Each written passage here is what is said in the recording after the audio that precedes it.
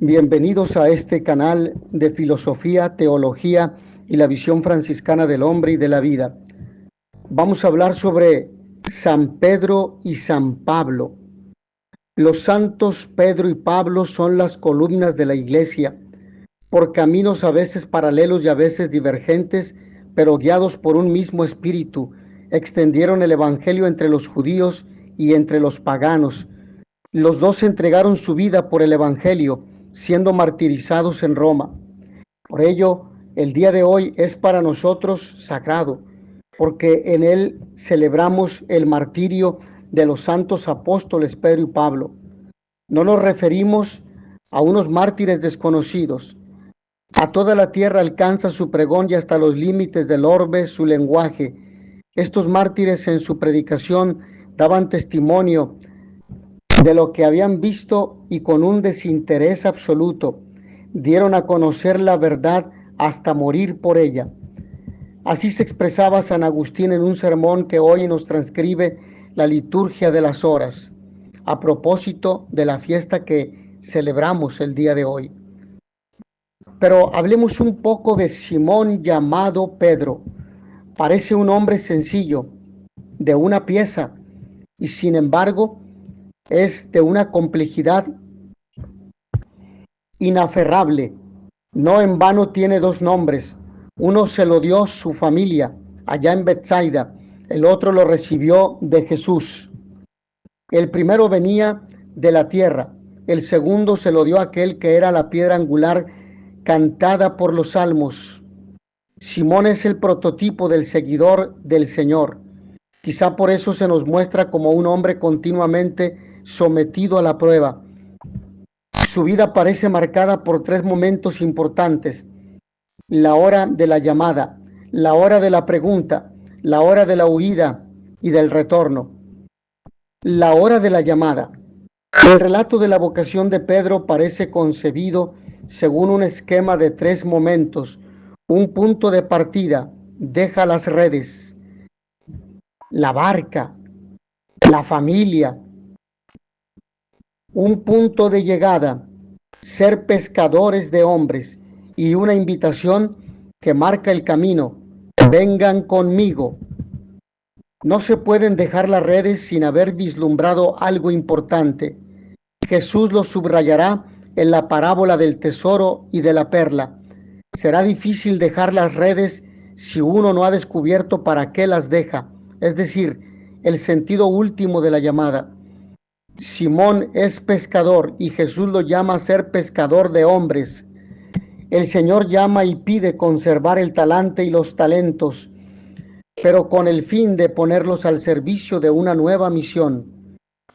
Tanto el dejar las redes como el ser pescadores de hombres tienen un eje, un punto de apoyo: estar con Él. Sin esa intimidad no es posible ser pescador de hombres. La hora de la pregunta. Como todos los demás, lo siguió también hasta Cesarea de Filipo. Las fuentes del Jordán brotan allí de la roca, bajo el templete del dios Pan. En aquel un buen lugar para el reposo, en aquel escenario Jesús formula a sus discípulos una doble pregunta semejante pero diversa: ¿quién dice la gente que soy yo? La gente ya ha advertido su pregunta y lo reconoce como un profeta, equiparable a los antiguos, pero él insiste: ¿y ustedes quién dicen que soy yo? En nombre de todo el grupo, Pedro lo confiesa como el Mesías o el Cristo, el Hijo del Dios viviente. A la primera pregunta responden con la simple información. La segunda requiere la confesión del creyente. En aquella respuesta se encerraba toda la plenitud de la fe cristiana, como irán descubriendo los seguidores de Jesús después de su resurrección. Jesús contesta a Pedro con una bienaventuranza que a todos los cristianos nos gustaría hacer nuestra: bienaventurado eres, Simón, hijo de Jonás, porque no te ha revelado esto la carne ni la sangre, sino mi Padre que está en los cielos. Son dichosos los que han recibido de Dios el don de esa certeza, que no se debe a evidencias inmediatas. La vida de Simón está marcada por la más radical de las preguntas: ¿quién dicen que soy yo? Pero esa pregunta es también la que decide la orientación de la vida de todos los creyentes. La hora de la huida y del retorno. Pedro es el prototipo de los seguidores del Señor. En él encuentran estos el frescor de la llamada y la radicalidad de quien lo deja todo, el entusiasmo del neófito y la hospitalidad del creyente, las dudas de la noche y del espíritu y el fulgor de los días de gloria, las promesas más ingenuas y el desengaño de las propias caídas, la huida y el reencuentro, el miedo y el valor para anunciar la vida del Maestro, la identificación con su misión y la aceptación de su propia suerte. Todo cristiano se ha visto alguna vez reflejado en Simón Pedro, en la generosidad o en la cobardía, en el fervor o en el llanto, en la intrepidez o en el hundimiento, pero sobre todo en la fe de quien descubre a su Señor resucitado y lo anuncia con una fuerza que ya no proviene de la propia debilidad.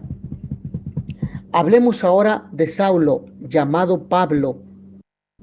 Saúl, pertenecía a la tribu de Benjamín. Nació en Tarso de Cilicia en los primeros años de nuestra era.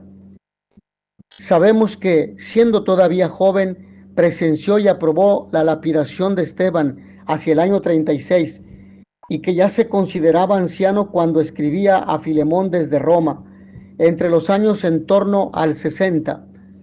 Su puesto es definitivo en la marcha de las primeras comunidades cristianas y su figura es gigantesca y polifacética como persona y como creyente. En cuanto persona admiramos la riqueza que le daba su pertenencia a tres culturas. Era hebreo de raza y religión, conocía la lengua y el estilo de las ciudades helenísticas y poseía, en fin, la ciudadanía romana. Al asumir en Chipre el nombre de Pablo, aquel hombre levantaba acta de aquellas pertenencias. Ese caudal le abriría muchas puertas. En cuanto creyente, sabemos que fue un celoso judío perteneciente al grupo de los fariseos y que, una vez convertido, habría de ser un apasionado seguidor del Mesías Jesús. Hablemos del testigo, Pablo, que se considera a sí mismo como el abortivo y el menor de los apóstoles, como lo escuchamos en la primera carta a los Corintios en el capítulo 15, versículos 8 al 9, recorre las ciudades anunciando la salvación por medio de la fe en el Mesías Jesús. Entre tanto, escribe a las comunidades para continuar su predicación y dar solución a los problemas que se van presentando, y les recuerda el mensaje que recibió y que procura transmitir con fidelidad. Les recuerdo, hermanos, el evangelio que les prediqué, que han recibido y en el cual permanecen firmes, por el cual también son salvados, si lo guardan tal como se los predique y tal como se los he predicado. Si no, habrían creído en vano, porque les transmití en primer lugar lo que a mi vez recibí, que Cristo murió por nuestros pecados, según las Escrituras, que fue sepultado y que resucitó al tercer día, según las Escrituras, que se apareció a Kefas y luego a los 12. Después se apareció a más de 500 hermanos a la vez, de los cuales todavía la mayor parte viven y otros murieron. Luego se apareció a Santiago, más tarde a todos los apóstoles, y en último término se me apareció a mí también, como a un abortivo, pues yo soy el último de los apóstoles, indigno del nombre de apóstol, por haber perseguido a la iglesia de Dios, mas por la gracia de Dios soy lo que soy, y la gracia de Dios no ha sido estéril en mí. Antes bien, he trabajado más que todos ellos, pero no yo, sino la gracia de Dios que está conmigo. Pues bien, tanto ellos como yo, esto es lo que predicamos, esto es lo que han creído. Es lo que escuchamos en la primera carta a los Corintios, capítulo 1, versículos 1 al 11. El procurador Festo no entendió mucho de lo que se acusaba a Pablo, pero lo que entendió era el núcleo de su vida y de su mensaje. Sabía que los judíos solamente tenían contra él unas discusiones sobre su propia religión y sobre un tal Jesús ya muerto, de quien Pablo afirma que vive, lo que se dice en Hechos capítulo 25, versículo 19. Las discusiones sobre su religión no se limitaban al terreno ritual. Pablo sabía y predicaba que la ley de Moisés no podía salvar al hombre y que la salvación le venía por la fe en el Mesías Jesús. De ahí la universalidad de su mensaje. Por otra parte, la afirmación de la resurrección de aquel Jesús que predicaba era fuente de vida, de esperanza y de compromiso moral para él y para todas las comunidades que fundaba y apoyaba. Estas dos convicciones que mantenían su camino y alentaban su misión le hacían escribir a los fieles de Galacia: yo por la ley he muerto, a fin de vivir para Dios. Con Cristo estoy crucificado, y no vivo yo, sino que es Cristo quien vive en mí. La vida que vivo al presente en la carne, la vivo en la fe del Hijo de Dios que me amó y se entregó a sí mismo por mí. No tengo por inútil la gracia de Dios, pues si por la ley se obtuviera la justificación, entonces hubiese muerto Cristo en vano. Lo que nos dice en la carta a los Gálatas capítulo 2, versículo 19 al 21.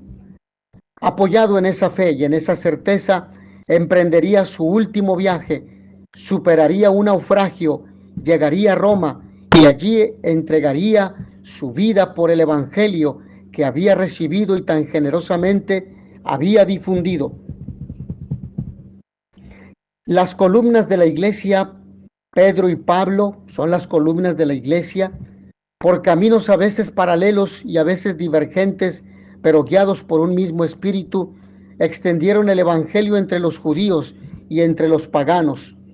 En el prefacio de la misa de hoy se alaba a Dios por esa unidad en la diversidad. En los apóstoles Pedro y Pablo has querido dar a tu iglesia un motivo de alegría. Pedro fue el primero en confesar la fe. Pablo, el maestro insigne que la interpretó. Aquel fundó la primitiva iglesia con el resto de Israel. Este la extendió a todas las gentes. De esta forma, Señor, por caminos diversos, los dos congregaron la única iglesia de Cristo, y a los dos, coronados por el martirio, celebra hoy tu pueblo con una misma veneración. Pedro y Pablo comprendieron que el mensaje evangélico no podía quedar encerrado en Jerusalén. Ambos fueron testigos del florecimiento de la comunidad de Antioquía de Siria y leyeron con ojos de fe los signos de los tiempos, que allí les invitaban a buscar más amplios horizontes para el nombre y la vida de los cristianos. En Roma anunciaron el Evangelio y en Roma dieron el último testimonio de Cristo con su propia muerte. El sepulcro de Pedro es venerado en la Basílica Vaticana y el de Pablo en la Basílica Ostiense.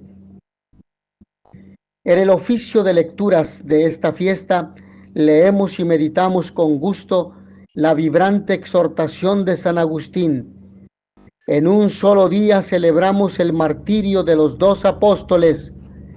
Es que ambos eran en realidad una sola cosa, aunque fueran martirizados en días diversos. Primero lo fue Pedro, luego Pablo. Celebramos la fiesta del día de hoy, sagrado para nosotros por la sangre de los apóstoles. Procuremos imitar su fe, su vida, sus trabajos, sus sufrimientos, su testimonio y su doctrina. Agradezco a todos ustedes su amable atención. Nos vemos en la siguiente sesión in notitia veritatis proficere pax et bonum. Buona festa.